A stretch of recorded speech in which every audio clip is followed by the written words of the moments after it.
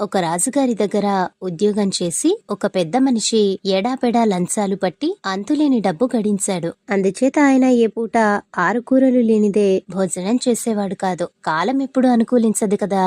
ఈ పెద్ద మనిషి లంచగొండితనం తెలిసి రాజుగారు కొలువులో నుంచి తొలగించారు. ఇక ఆ పెద్ద మనిషి తన పాత సంపాదన మీదనే జీవించవలసిన వాడైనాడు. అందుకని అతను వంటవాణ్ణి పిలిచి, నా ఉద్యోగం పోయింది, అందుచేత రేపటి నుంచి 2 కూరలు చెయ్యి అన్నాడు. మర్నాటి నుంచి ఆయన విస్తట్లోకి 2 కూరలే వస్తూ వచ్చాయి. అయినా తిండి ఖర్చు ఏమాత్రమూ తగ్గలేదు, పూర్వంలాగే ఉంటున్నది. దీనికి కారణం కనుక్కుందామని ఆయన వంట ఇంట్లోకి వెళ్లేసరికి అక్కడ పూర్వంలాగే 6 కూరలు వండి ఉన్నాయి. 2 కూరలు చాలునని నా ఉద్యోగం పోయిన నాడే చెబితినే 6 కూరలు చేస్తున్నావేం అన్నాడాయన. మీ ఉద్యోగం పోయింది, మీకు 2 కూరలే వడ్డిస్తున్నాను. నా ఉద్యోగం ఇంకా పోలేదు గనక నేను 6 కూరలు చేసుకుని తింటున్నాను అన్నాడు వంటవాడు. ఆ రోజే వంటవాడికి ఉద్యోగం